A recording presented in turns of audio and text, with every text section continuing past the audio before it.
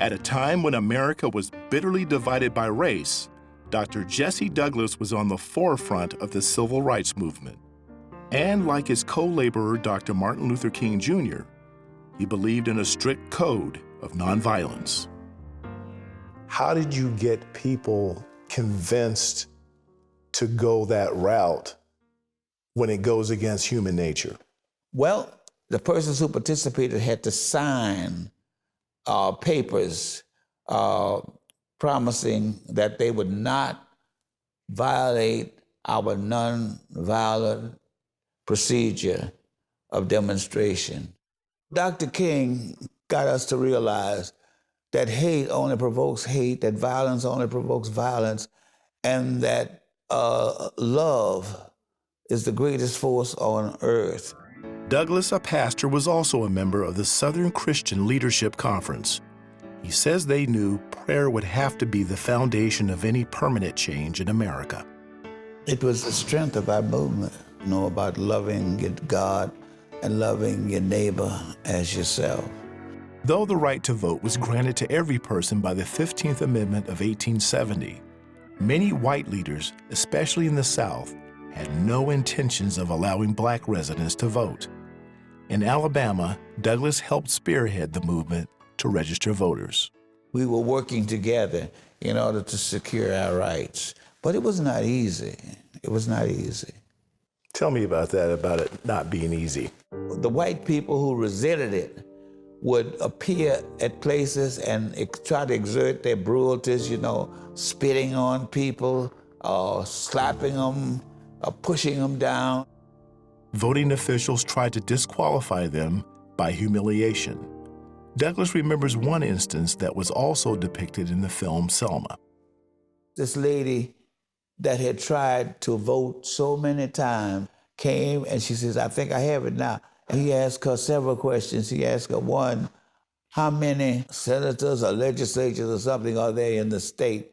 And I think she told him 72. And you know what he asked her? Name them. And he said, when are y'all gonna stop this nonsense? March 7th, 1965, 600 peaceful demonstrators gathered to march 50 miles from Selma to Alabama's state capital, Montgomery. But on the far side of the Edwin Pettus Bridge, authorities brutally attacked the marchers. It became known as Bloody Sunday. The national media covered the tragedy. The eyes of the nation had been drawn to that situation as a result of the brutality exerted on the people of Selma. They tried a second time, but were turned back. Then on March 25th, Dr. Martin Luther King Jr., with Reverend Douglas at his side, led over 25,000 protesters to Montgomery. This time, President Lyndon Johnson arranged for their protection. Everybody was commanded by federal law to support those Selma Montgomery participants. Just 5 months later, on August 6, 1965, President Johnson signed the Voter Rights Act into law. Wherever, by clear and objective standards, states and counties are using regulations or laws or tests to deny the right to vote, then they will be struck down. But the fight was far from over. It took time, and it took some people died. Oh, yes. Yeah, well, we anticipated that. But they were doing it for the benefit of their children and their children's children. And they made up in their mind that they were willing to sacrifice their lives. One of those sacrifices devastated Douglas and their cause. On April 4th, 1968, Dr. King was shot and killed at a hotel in Memphis, Tennessee. The news struck me like somebody had taken a dagger and pierced me in the heart. I couldn't react. I guess it was one of the greatest hurt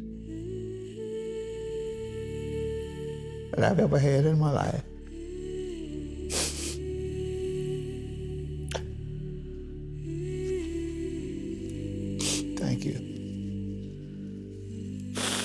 I love the man. Did it seem like what was being fought for went with him? It did halt the movement for a while because everybody was in mourning. The nation was in mourning.